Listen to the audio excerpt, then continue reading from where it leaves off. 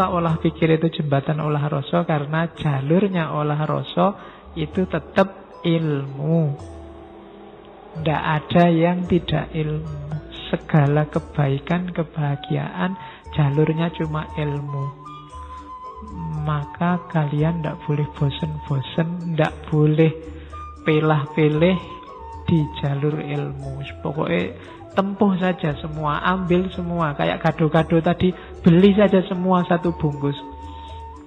Bahwa nanti lontongnya kamu tidak suka, bahwa nanti tahunya kamu nggak suka, gampang. Daripada pas kamu butuh tahu sudah tidak ada, pas kamu butuh lontongnya tidak ada. Jadi tempuhlah jalan ilmu. Kenapa? Kalau kamu tidak menempuh jalan ilmu, hidupmu akan kacau. Jangan sampai hidup yang hanya sekali ini berantakan. Uripe sepisan rusak. Kenapa kok hidup kita rusak? Nora mulur nalare, pating seluwir. Pikirannya tidak berkembang dan kacau.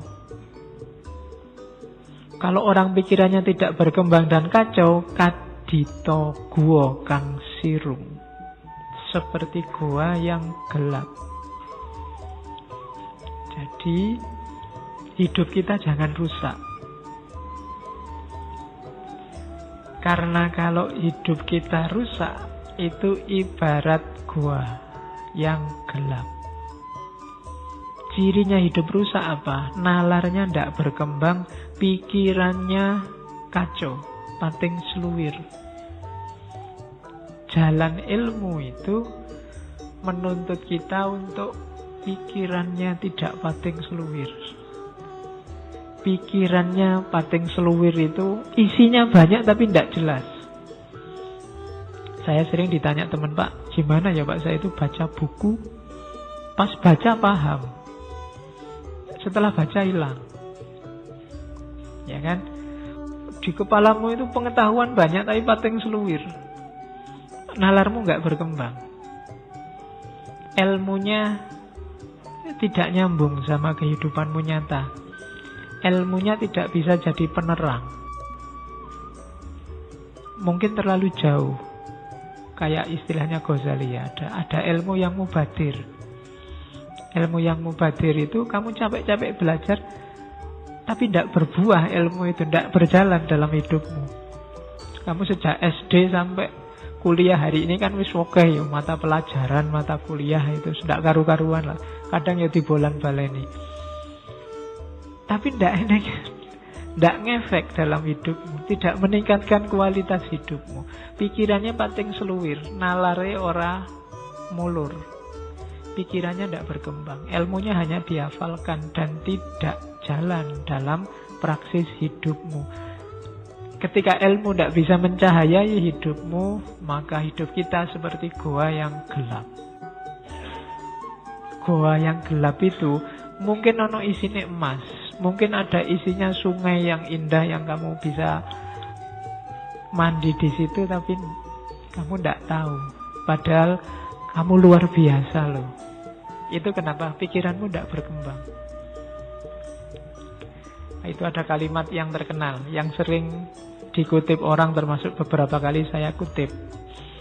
Ngilmu iku kelakone kanthi laku, lekase lawan kas, tegese kas nyantosani, setya budya pangekese dur angkara. Ilmu itu dapat dicapai dengan laku.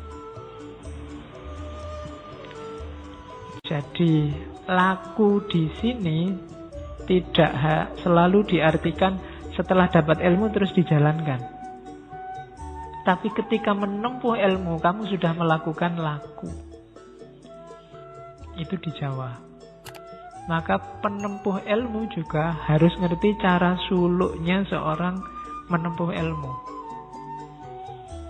Kalian menempuh ilmu sambil foya-foya, menempuh ilmu sambil seneng-seneng, menempuh ilmu sambil tidak tirakat sama sekali, tidak ada gunanya. Kenapa tadi ilmumu banyak hilang kayak versi Jawa ini? Karena kamu tidak melakukan laku. Tidak ada tirakatnya.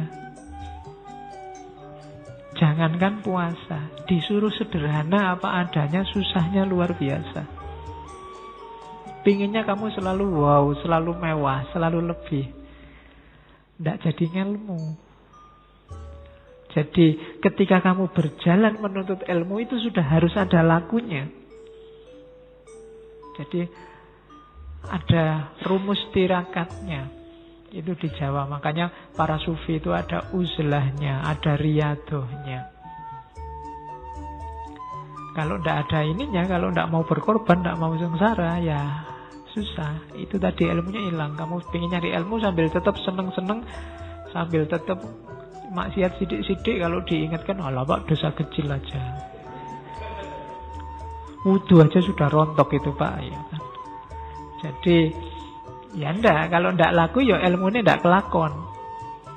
Ilmu itu kalau ndak kelakon ya ilmunya ndak manfaat untuk hidupmu. Kalau ndak manfaat, dia ndak bisa mencahayaimu. Mungkin ada dalam dirimu, tapi dirimu seperti gua yang gelap. Itu filosofinya orang Jawa. Dan lekase lawan kas. Kas itu kemauan, keinginan. Bahasa Arabnya niat. Diawali dari niat. Maksudnya kas apa? Niat untuk menguatkan, niat untuk olah rasa tadi, niat untuk jadi manusia utama. Berniatlah, lakukan laku. Niatlah untuk melakukan keutamaan dan ketulusan budi untuk menaklukkan kejahatan. Jadi hidup kita itu bekalnya ilmu. Cuma ilmu ini tidak ada gunanya kalau tidak diiringi laku. Ilmu yang tidak diiringi laku itu membuat hidup kita berantakan. Karena akal kita tidak berkembang, pikiran kita fragmentaris, pating seluwir, dan hidup kita seperti dalam gua. Mungkin kita pinter, mungkin kita punya banyak bekal, tapi tidak mencahayai hidup kita. Hidup kita orang kaya wong pinter. Banyak kan orang yang sarjana, mungkin dokter, mungkin profesor, akhirnya dipanggil KPK. Kenapa bisa begitu? Ilmunya tidak mencahayai hidupnya. Mungkin dia ngerti, mungkin bahkan hafal ayat, mungkin juga bisa ceramah. Buktinya kalau ke pesantren ya para santri cium tangan. Tapi ilmunya sendiri tidak mencahayai hidupnya. Jadi tempuhlah jalan ilmu, nasihatnya Mang Negoro 4 dengan laku. Yo gelemlah tirakat. Tirakat itu bukan berarti hidup tidak punya. Tapi kamu ambil secukupnya. Kadang-kadang kamu cegah dirimu untuk tidak menikmati yang bisa kamu nikmati. Itu puasa. Makanya saya sering dulu waktu filsafat puasa, hanya orang puasa yang menikmati, ngerti enaknya buka puasa. Kalau kamu tidak puasa, tidak ketemu buka puasa. Maka jalani laku. Yang ingin masa depanmu cerah, mungkin sekarang kamu ragu-ragu, bimbang, tirakatlah. Cari jalur tirakat sesuai yang kamu cocok. Puasalah. Puasa tidak harus dalam arti harafiah kamu tidak makan, tidak minum, Senin, Kemis, Daud, dan kawan-kawan. Itu boleh. Tapi yang jelas, kekang dirimu. Jangan dilampiaskan sekarang.